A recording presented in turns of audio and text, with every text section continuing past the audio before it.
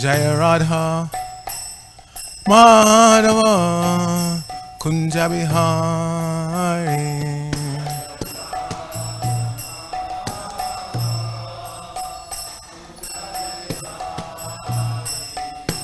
Gopi Jana Vallabha Girivardhari.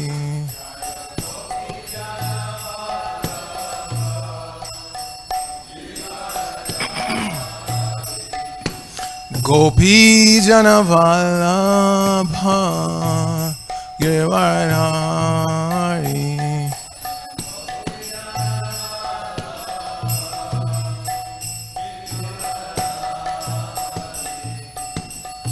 Yashoda Nandana Braja Jana Ranjana.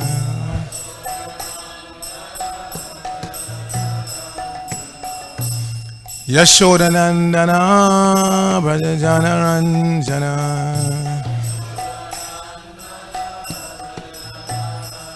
Jamuna Tira Vanachari.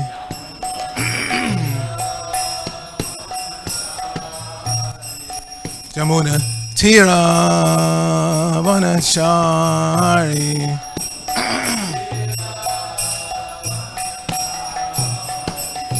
Jaya Radha Madhava Kunja Bihari.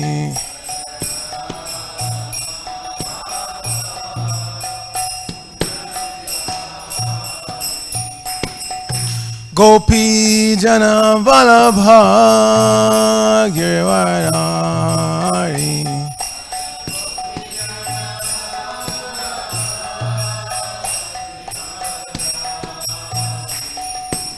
Gopi Jana Vallabha Girivardhari.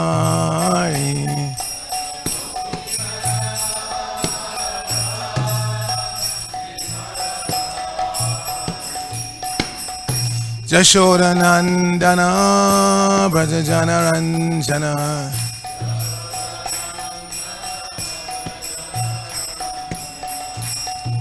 Yashoda Nandana Braja Jana Ranjana. Jamuna Tira Vanachari.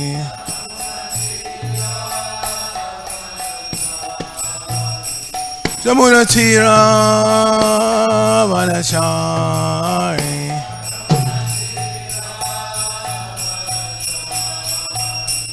Jaya Rukmini Dwarkadish, Rukmini Dwarkadish, Rukmini Dwarkadish, Rukmini Dwarkadish.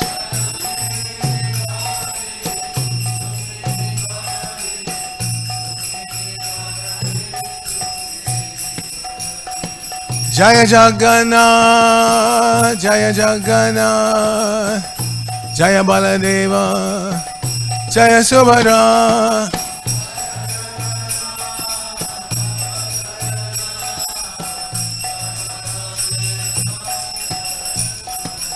Jaya Gauranitai, Gauranitai, Gauranitai, Jaya Gauranitai.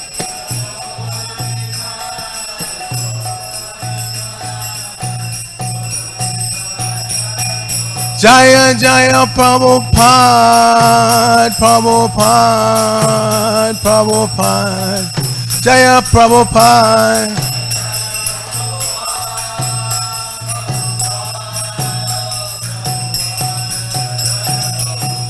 Jaya Jaya Prabhupada, Prabhupada, Prabhupada, Srila Prabhupada.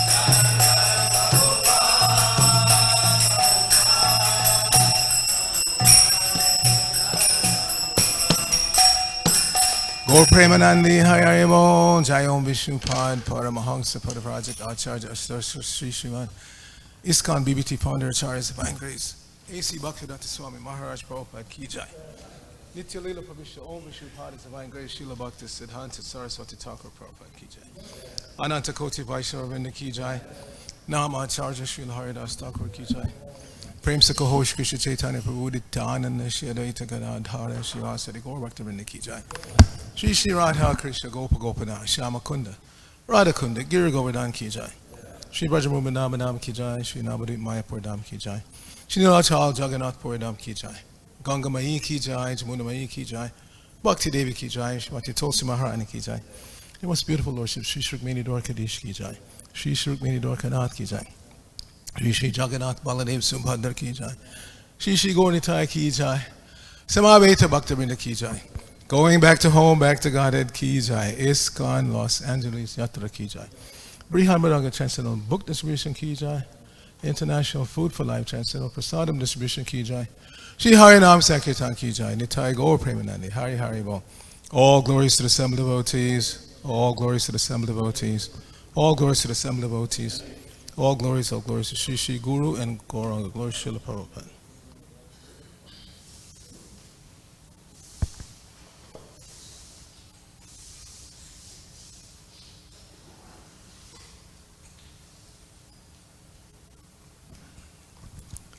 Narayanam Namaskritya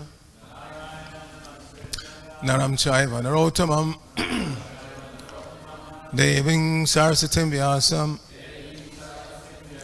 Tato Jayamadhirayat. Before reciting the Srimad Bhagavatam, which is our very means of conquest, let us offer respectful obeisances unto the personality of Godhead, Lord Narayan, unto Narayan Rishi, the supremmost human being, unto Mother Saraswati, the goddess of learning, unto Srila Vyasadeva, the author, and unto Srila Prabhupada, who's the translator, commentator, and our spiritual master. Nashta Prayeshu Bhadreshu Nityam Bhagavata Sevaya Bhagavati Uttama Shloke Bhaktir Bhavati Naistiki. By regularly attending the Srimad Bhagavatam class and by rendering service unto the pure devotee, all that is troublesome to the heart is almost completely destroyed, and loving devotional service unto the personality of Godhead, whose worship with transcendental songs becomes established as an irrevocable fact. Om Namo Bhagavate Vasudevaya. Om Namo Bhagavate Vasudevaya. Om Namo Bhagavate Vasudevaya. So we're continuing our reading from the third canto of the Srimad Bhagavatam. This is chapter 21. And today's text should be 8, yes? Yeah. Okay. Tavat prasanno bhagavan pushkarakshakrite yoge darshayama satang kshatta shabdang pramadadhad vapuhu. Tavat prasanno bhagavan pushkarakshakrite yoge darshayama satang kshatta shabdang pramadadhad vapuhu. Tavat prasanno bhagavan pushkarakshakrite yoge darshayama satang kshatta shabdang pramadadhad vapuhu. Please chant.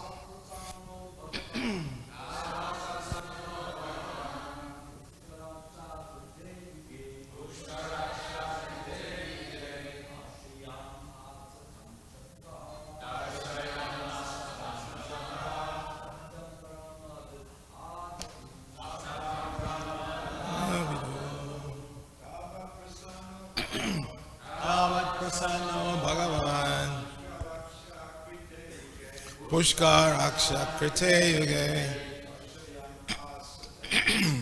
darshayama satang shatta shabdang brahmadadad vapuhu.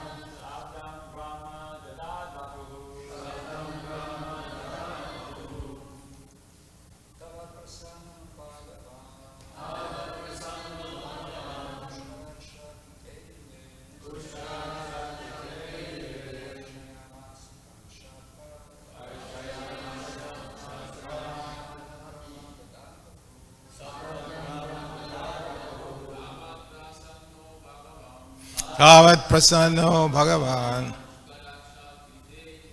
pushkaraksha kriteyage Tashaya satam kshatta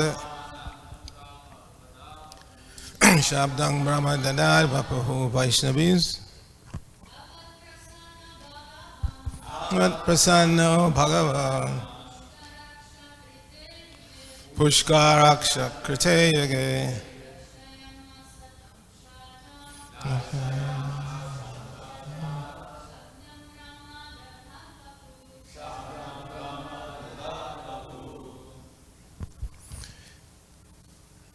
Any other lady?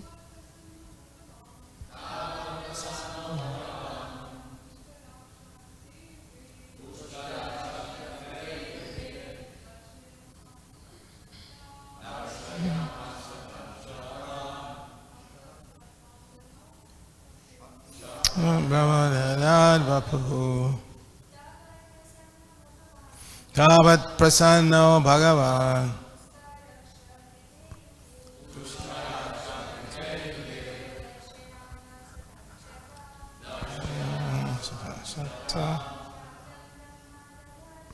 Shabdang Brahmanad Vapahu.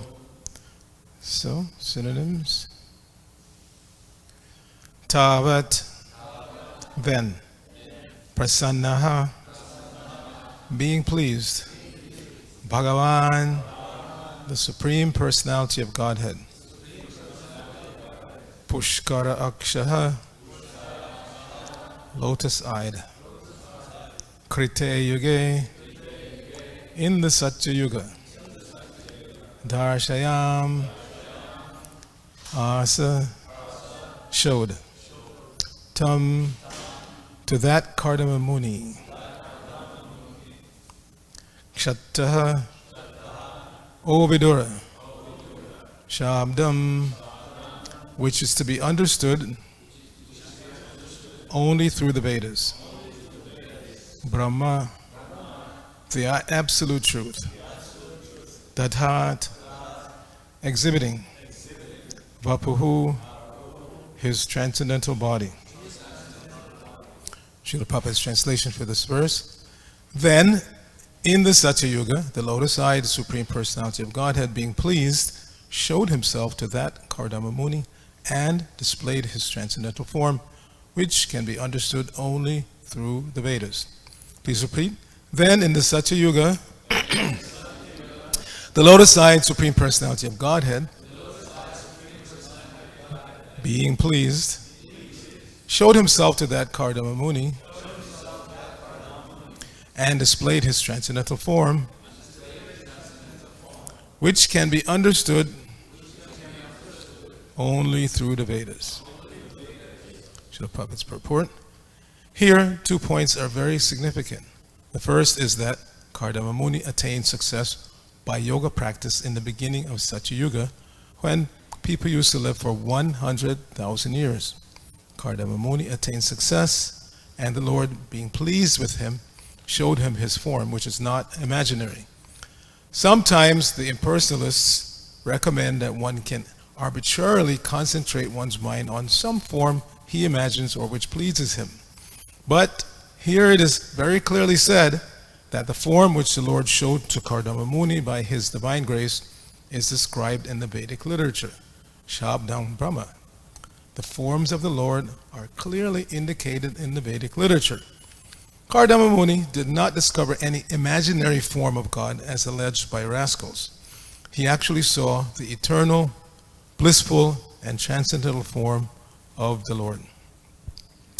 Namo Om Vishnu Padaya Krishna Prishnaya Bhutale Srimate Bhaktivedanta Swamini Namine Namaste Saraswate Deve Gauravani Pacharine Nirvishesha Shunyavadi Paschachadeshtarine Om Agyana Timirandasya Gyananjana Shalakaya Chakshur Unmilitam Jena Tasmai Shri Gurave Namaha Shri Chaitanya Madobhishtang Shapitang Jena Bhutale Swayam Rupa Kadamayam Dadati Swapadantikam Vandayahang Shri Guru Shri Yutapada Kamalam Shri Guru and Vaishnavangscha Shri Rupam Sagajatam Sahagana Raghunathan Vatam Tang Sajivam Sadvaitam Savadutam Parijana Sahitam Krishna Chaitanya Devam Shri Radha Krishna Padan Sahagana Lalita Shri Vishakhan Matangsha.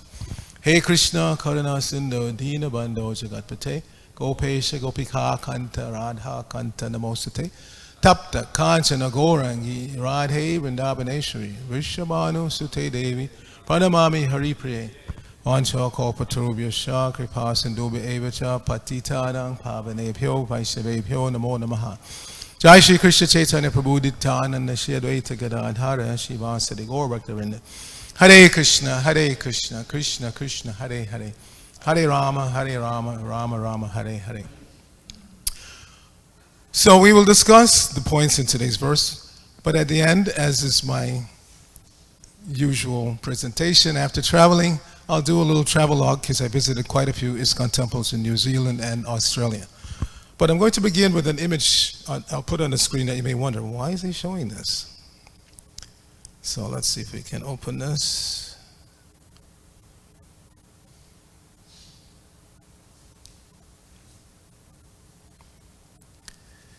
So you may wonder, why is he showing this? All right, this is on my last day, just before coming back. This was the 10th of January. I was in Auckland, and Temple President there, my godbrother Kala Sangvara, Subhas knows very well, and some of you may know him. He took me for a walk on this beach, and he told me a story which is very interesting and very relevant to our philosophy. This particular beach, if you'll see out in the ocean, it looks like a rock. It's a big rock. It's not even, you couldn't even call it an island. It's a big rock. But as I know from personal experience, it's a lot farther than you think it is. It's really far out there. I'm up on a promontory here looking out towards the ocean, so it looks deceptively close, but it's kind of far out. And there's a nice black sand beach. So on this beach, the surfers stay, and then you see that hump, that rock there, that's called Gannet Rock. There's a lot of gannets that roost up there. On the other side is a swimming beach. So the story he told me, and I checked it out online, I Googled it, and it's really interesting. In 2013, there was a local guy, his exercise every day, for years he was doing it. He would start on this side, the surfing beach, and he would swim out to that rock, which, like I said, is pretty far out. He'd swim out to that rock, he would swim around it, and then come back to the swimmer beach. So he did that every day.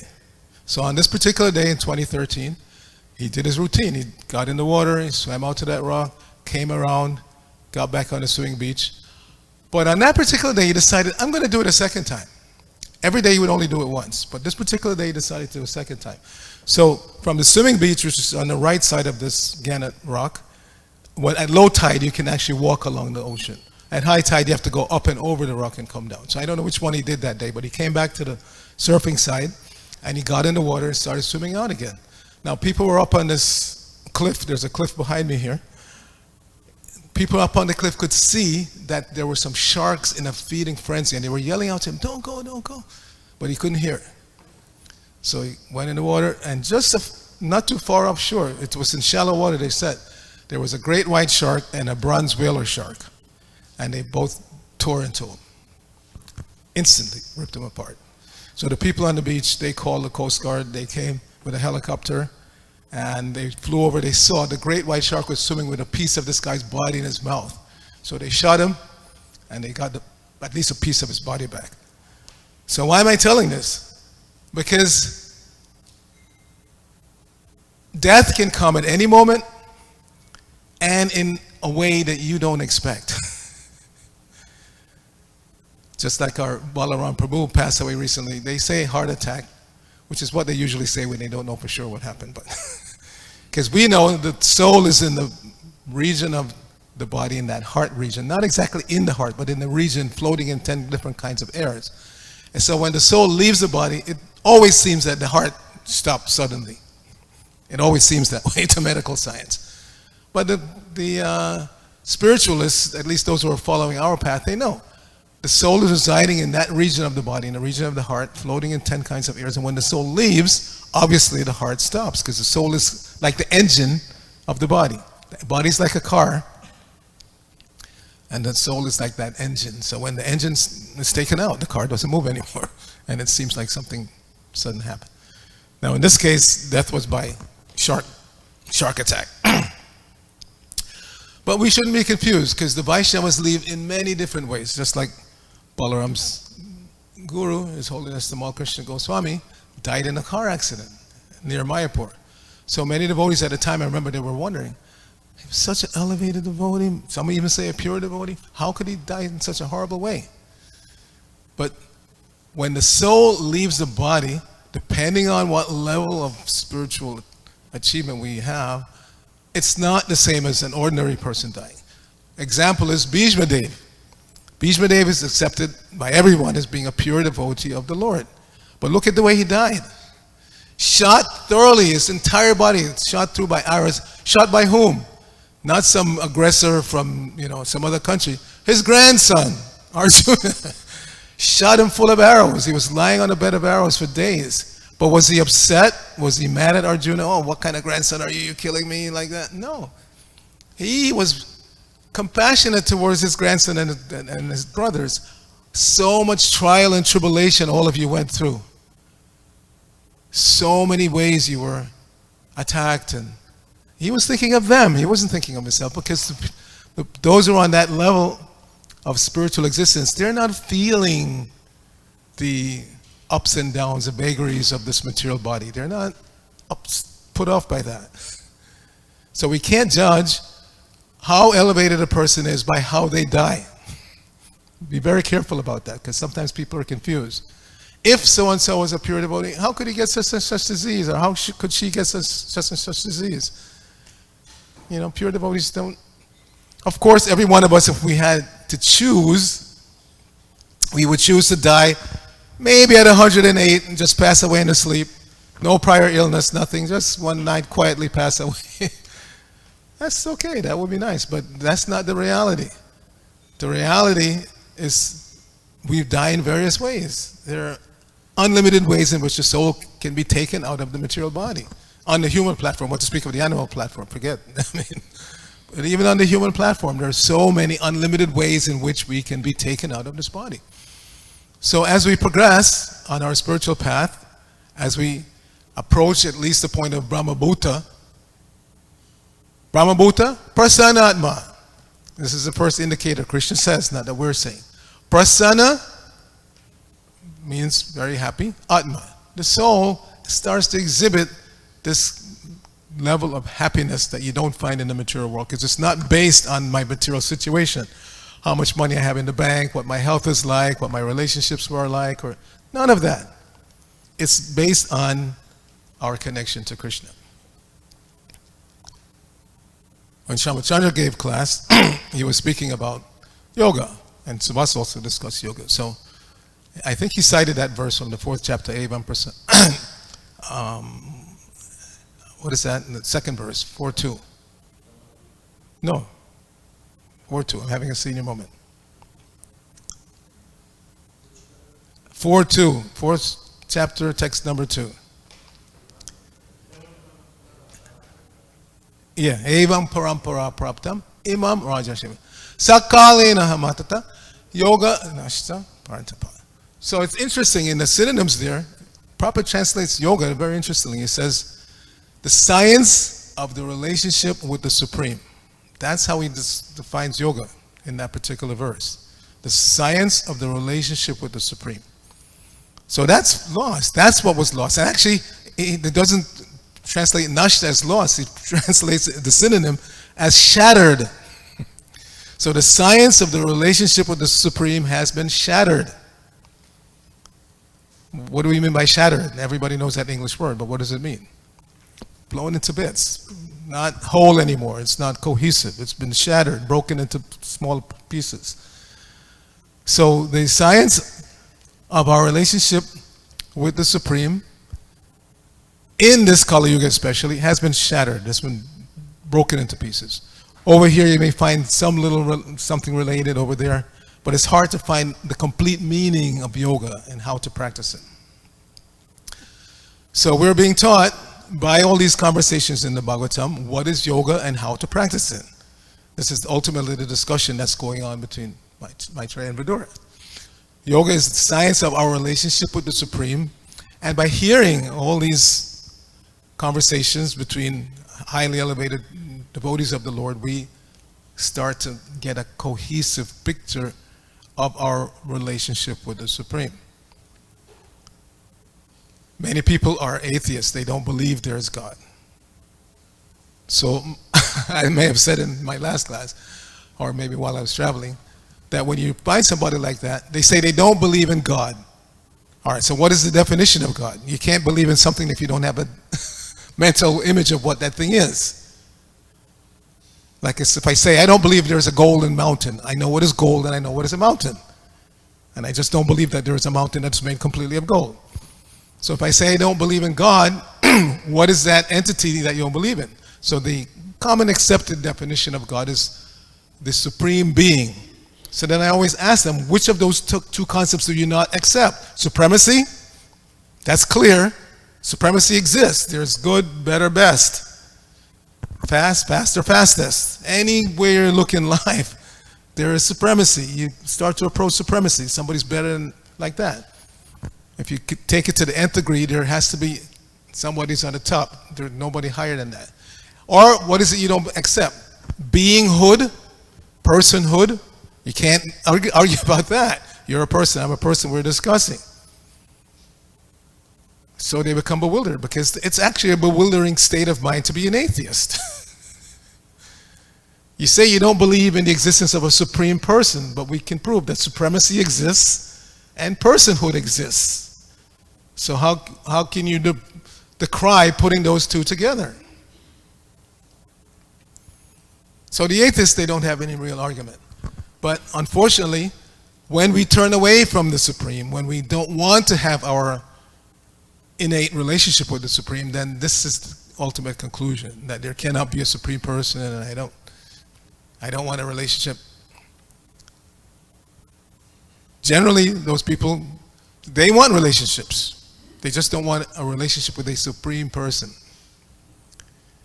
And many of them actually want to be treated like that Supreme Person. If they go anywhere and somebody disrespects them in any way or mistreats them in any way, they get completely riled up. And even in the yoga community, as many have noted, when you go to the Kumbh Mela in India, a lot of these impersonalists who for the rest of the year or years they stay away in the Himalayas, but when they come down to that Sangha, when they come down for Kumbh Mela, many of them are Naga Babas, they walk around naked, they carry a trident. They want to be the first ones in the river. If you go in ahead of them, a fight breaks out. So they claim there is ultimately no personality, but they want to be treated like a supreme person. You see? So we should not be misled. The yoga, the science of our relationship with the Supreme is perfectly presented in Srimad Bhagavatam. And that is our good fortune to come in contact with a personality who can present that science as it is very clearly for Kali Yuga brains. But it requires time and it requires purification, because Kali Yuga brain means completely contaminated with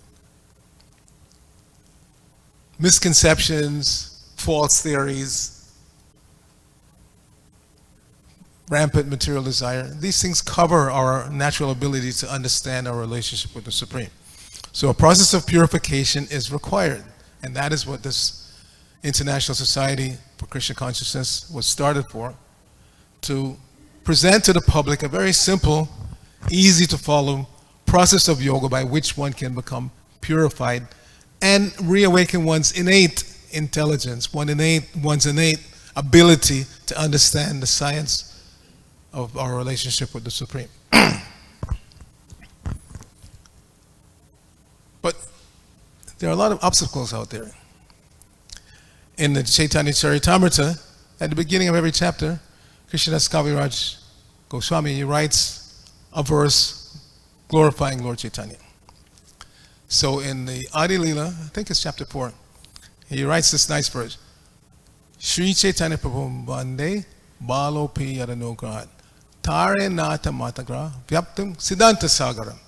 He says, I'm offering my obeisances to Lord Chaitanya, by whose mercy even a Bala means very young person, 5 years old, can cross the ocean of inconclusive truths, which is filled with the crocodiles of various theories.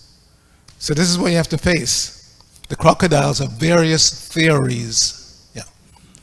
So this is what we have to face. Even when we are a little bit interested in spiritual advancement, we come across all these crocodiles of various theories. But if we take shelter of Lord Chaitanya, Shri Chaitanya Mahaprabhu Ki Jai, then we get the ability to discern what's real, what's not, what's factual, what's just theoretical. By mental speculation, one can never come to conclusive truth. One can never find the absolute truth. Here in today's purport, the words Shabda Brahman are mentioned. Shabda Brahma, referring to the Vedic literature. And there's a verse in the 11th canto.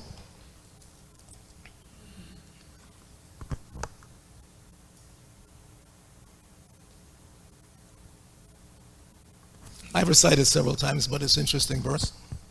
Krishna speaking, he says, Shabda Brahmani Nishnato, na Nishnaya Parayadi. Shamas Tasya Shamapalo, Hyadenum Ivarakshataha. Very easy to remember. Shabda Brahmani Nishnato. You may be very experienced in Shabda Brahman. Na Nishnaya Parayadi, but you don't want to surrender to the Supreme. So what is the result? What do you get from such an approach? Shamas Tasya Shamapala. The fruit that you get is just your hard labor. And Krishna compares it to Hi Adenum Ivarakshata. So Denu means cow. So what is Adenu? What is not a cow? When is a cow not a cow? When she's not giving any milk. So you can go on trying to milk the Vedic literatures in your impersonalistic way, but you're not going to get the milk of understanding the absolute truth. You can rise as high as understanding that there is some supreme spiritual reality, but you will never get the milk of the absolute truth. In other words, you cannot revive your relationship with Krishna through this speculative process, the ascending. We accept the descending path. The Aroha path is the ascending, Avaroha is descending. We accept knowledge again from those who are in knowledge and can know how to transmit that knowledge properly. So that was Prabhupada's genius. From the very beginning, he established, he was giving classes every evening, Bhagavad Gita, to inculcate clarity into this age of darkness, light into darkness, clarity where there's confusion. All right, I'm going to take a little bit of your time to show my travelogue. And very quickly, I left on the 23rd of December, flew to Auckland, New Zealand, arriving on the 25th because of the time difference.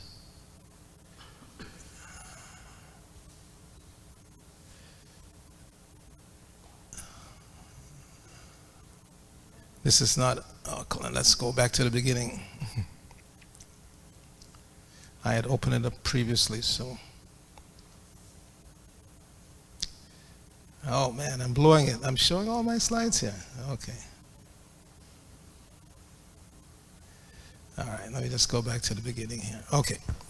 So if we expand this, you can see more clearly. So Auckland, I didn't even get to see anything in Auckland. I landed and there was a brahmachari picked me up and we immediately drove 2 hours to Hamilton. So you can see we're on the way. At this time, it's supposed to be summer in the North Island, but it's still very green, lush, and New Zealand is a place where you see cows everywhere.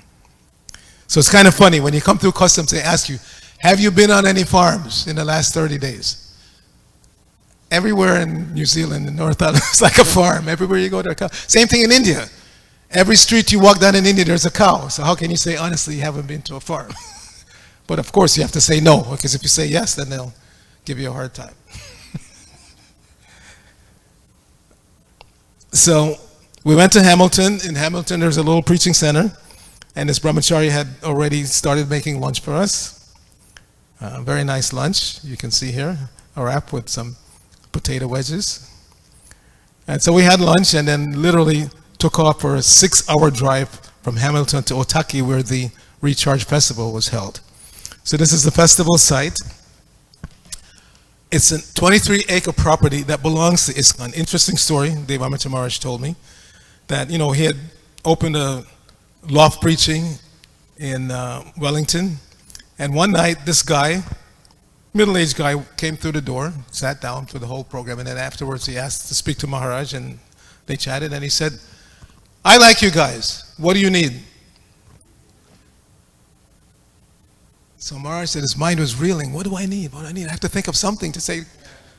The guy caught him completely off guard. So he said, "You know, we have this nice preaching center in the city, but we need a retreat somewhere where the devotees can go and relax and intensify their chanting, and new people can come." And so the guy said, "Okay, you go find a property and I'll buy it."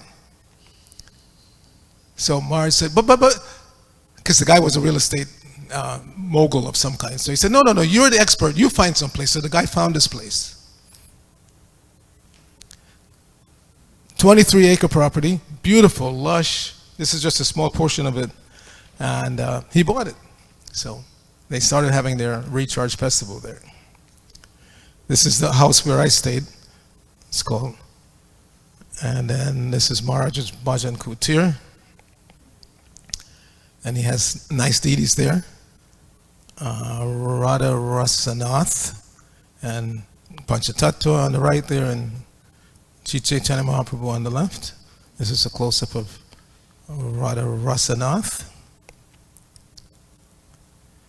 And this is a festival. Maharaj leading a kirtan. The first evening was just kirtan. And they have Gaurnitai deities for the festival. Deities, beautiful Gaurnitai deities. Maharaj again exhorting everybody to chant and dance. Everybody may remember her, Bhakti and Rebecca. She was running the Bhagavad Gita Museum for a while, so she's in the training program there in Wellington. And everybody knows this fellow, Shastrakrit. He was there with his wife and daughter. And basically it was, we would take turns. Maharaj would give a lecture one day, I would give a lecture the next day, and then the rest of the day was just chanting and dancing, prasadam. Hari Bhakta was there. This is Shastrakrit's daughter, Danya. She's only 4 years old, but very, very sharp. Huh? Yes, good book distributor, following in the footsteps of her father and mother. Kumari is also a very good book distributor. So again, just a lot of let your hair down, chanting and dancing, which is sometimes missing. Devotees, again, I always exhort them, when you come to the temple, there's a kirtan, don't just stand like a log. And don't just keep, move your lips slightly. You got to chant and really put it out there and dance. Let yourself go. I remember in the 70s, 75, 76, when I was in this very room, we would jump so high, literally our feet were above the altar. You see, the altar is about what? Almost a meter from the floor. As brahmacharis, we were jumping so high. So you have to do that. Just chant, dance, let your hair down. Some of you know this, Mataji Varangi. She's in the Laguna Beach community, so she was there with her husband. And Maharaj again, leading kirtan. Shastrakrit led kirtan. And everybody knows this person, Raja Kamuda.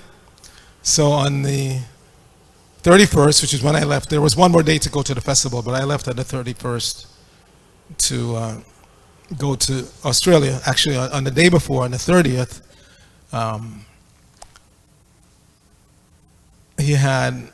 his marriage took place. So here's Raja Kamuda, waiting for his bride to come in. Waiting and waiting. So at this point, he was getting a little worried because she was almost half an hour late. But finally she came in.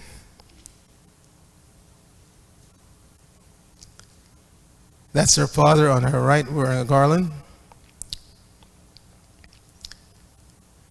Finally took her seat.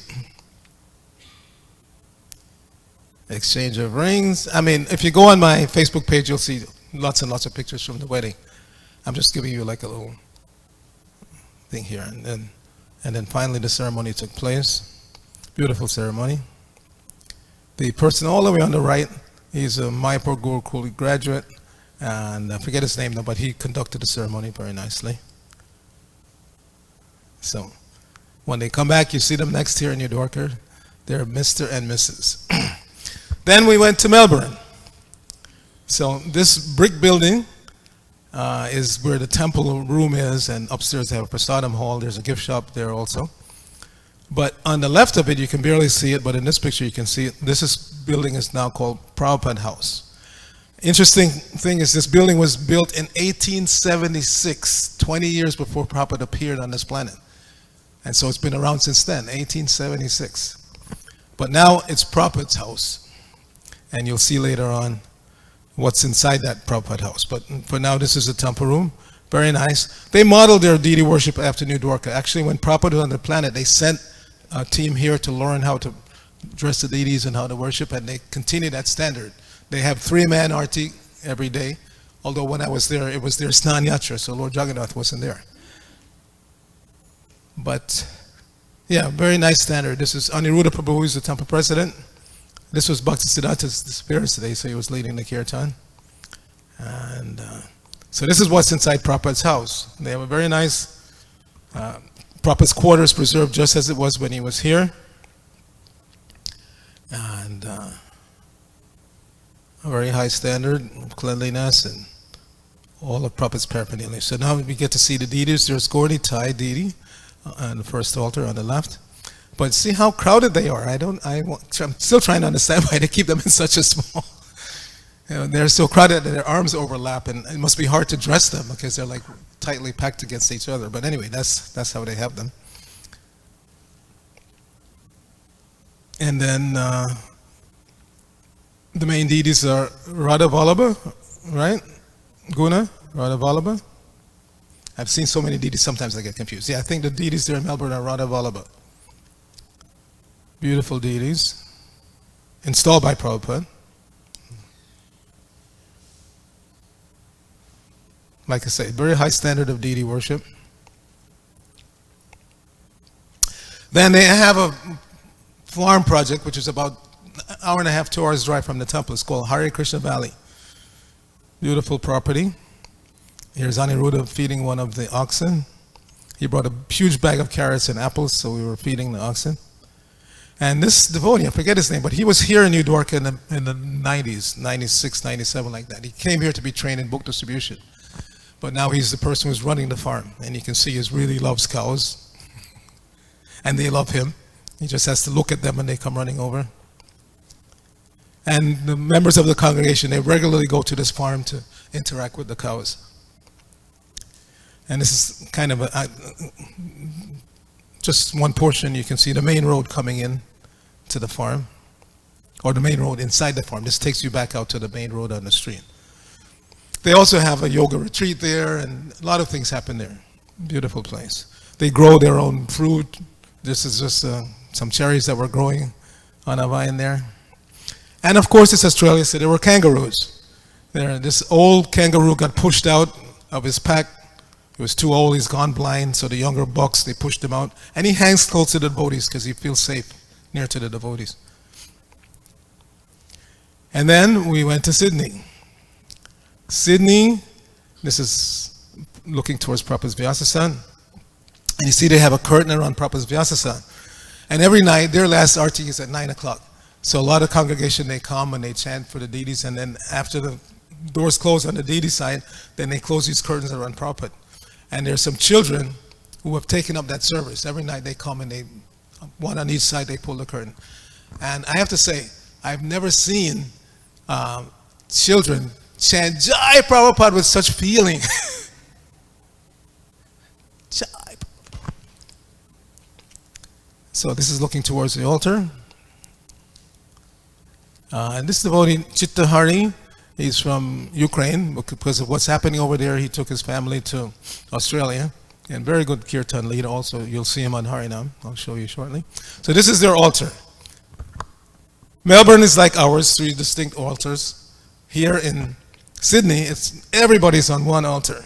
So the deities on top, also brought by Prabhupada, Radha Vallabh. Interesting history. I don't have time to go into it, but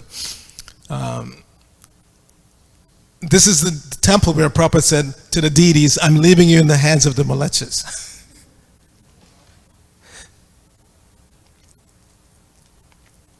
Beautiful ball forms.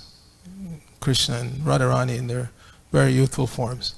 And then they also have a Utsav Radha Krishna deity, and Jagannath Baldev Subhadra, and Sri Sri Gaur Nitai. Then we went on Harinam one day in downtown Sydney. Here's Chitta Hari leading on accordion. Shamurari, are you listening? Remember I told you accordion is very good for Harinam. You should go back to lessons. He started, but then he gave up. So nice to have an accordion on Harinam. So these are the devotees dancing down the street. Some business guy was just walking by, and then this is the group at the end. I took a group picture. Then we went to New Govardhan, which is near the Gold Coast. And again, there's a lot. I mean, I'll take your whole morning, but this is the temple. Very, very beautiful property. That property is almost 1,000 hectares. A hectare is 2.47 acres, so about 2,400 acres. Huge. They've only developed like a small part of it. So it's like lush jungle practically there. This is the temple room. Radha Giridhari, right? Guna, come on, you're from Australia. New Govardhan is Radha Giridhari, I think. Yeah. So, Gaur Nitai on the left, Radha Giridhari, or is it Govardhanadhari? Govardhanadhari, yeah, Radha Govardhanadhari, yeah. And Krishna Balaram. So they don't have Jagannath on the altar, they have Krishna Balaram. Very beautiful Krishna Balaram deities. And this is looking towards Prabhupada's Vyasasan. And they have this very beautiful stained glass window there with Lord Chaitanya and Lord Nityananda dancing. Then they have a school. Actually, it's a huge complex. They have from kindergarten all the way up to high school. So those two young ladies you may recognize, Jagannath's daughters. They're both teachers there. Radharani was her name before she was initiated. Now she's something Radha, Jayapataka, I forget now. And Lakshmi Nrsimha on the right. So the little girl in between is Radharani's daughter. Her name is Adya Shakti. Very, very intelligent little girl. And they were showing me around the whole complex, from the high school to the kindergarten. And they have all over the properties, beautiful frangipani, also known as plumeria, so fragrant, they grow everywhere. And then I went back to Auckland for my flight back to the US. So I finally got to see the Auckland temple. This is a temple at night. Beautiful Prabhupada Vyasasan. And then they have Gaur Nitai. And they have Govardhan Shila. And this is Radha Giridhari. Yeah, in Auckland it's Radha Giridhari. New Govardhan is Radha Govardhanadhari, and in Auckland is Radha Giridhari. Again, very beautiful deities, high standard of deity worship. And they also have Jagannath Baldev Subhadra. And Kala Sangbar wanted me to tell you that this pole, Subhasi, wanted you to know is from Jagannath Puri. He bought it and had it shipped over.